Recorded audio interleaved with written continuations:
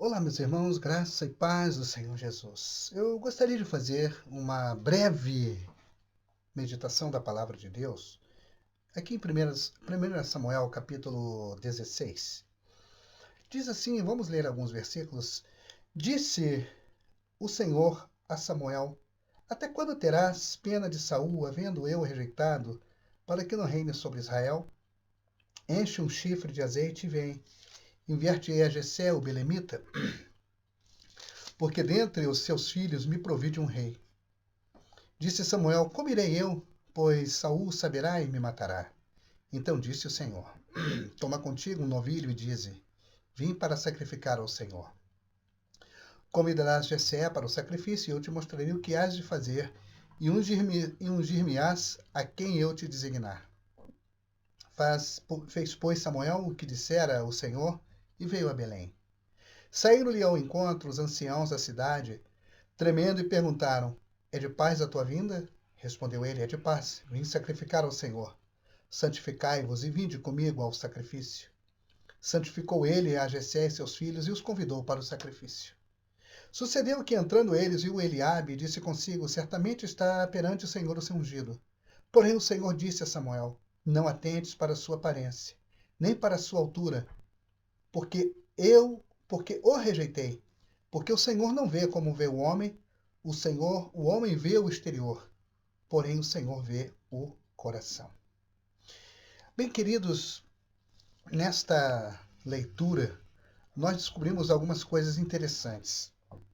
Nós conhecemos um pouco da história, o motivo pelo qual o Senhor usou a Samuel para isto.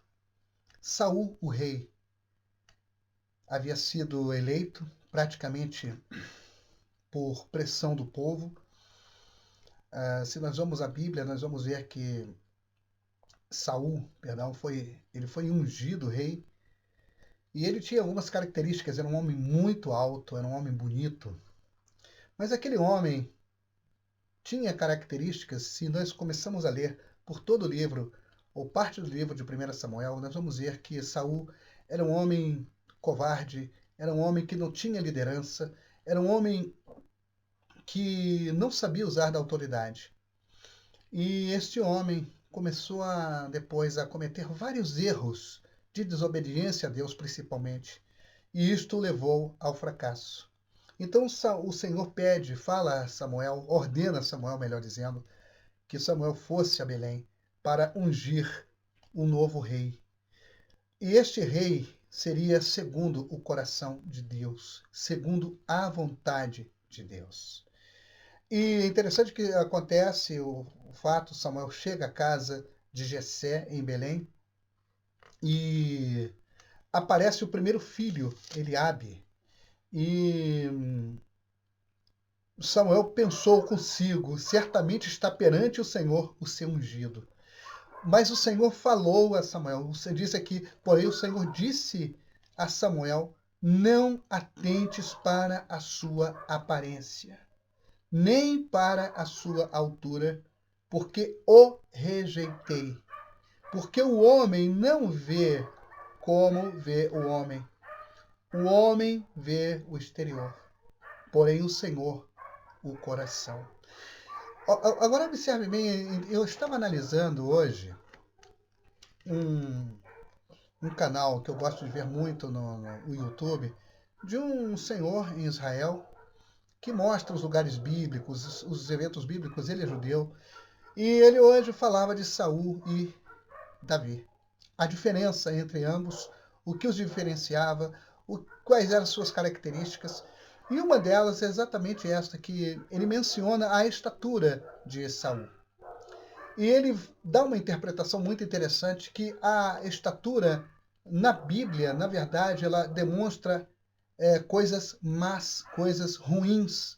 E ele dá vários exemplos, vemos vários exemplos de coisas grandes, portentosas, mas que são ruins, como Golias, a estátua de Nabucodonosor, e tantas outras coisas que são grandes, bonitas, mas na verdade são podridão, são coisas ruins.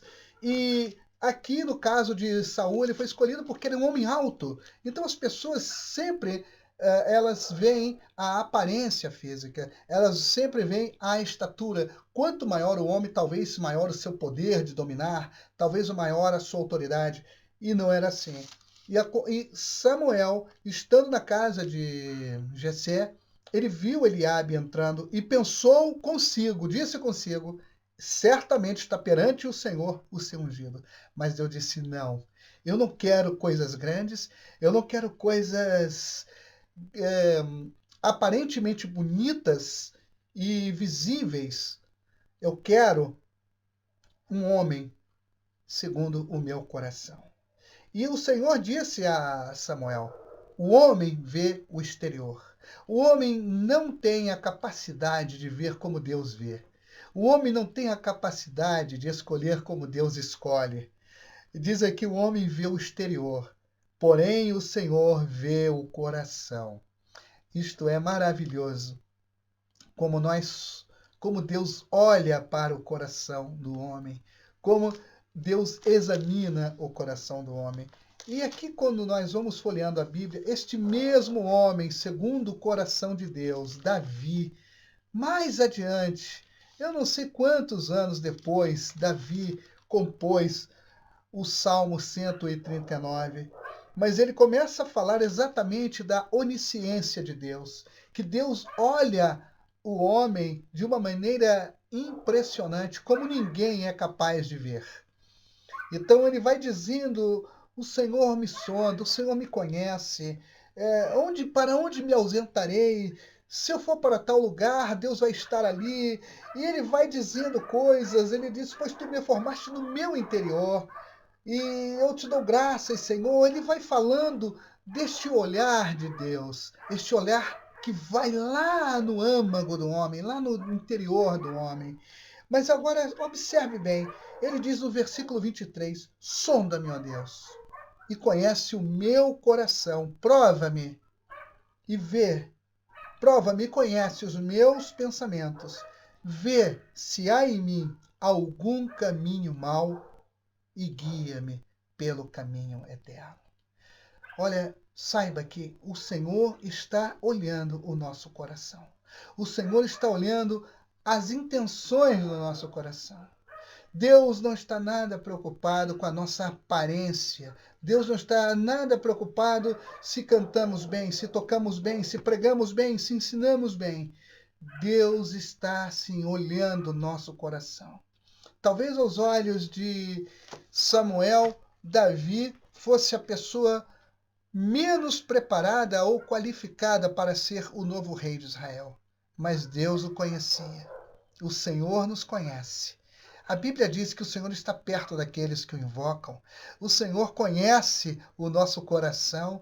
O Senhor, ele prova o nosso coração. Então, meu querido, fique com esta palavra. Olha, pode tudo estar contra nós, mas Deus conhece o nosso coração.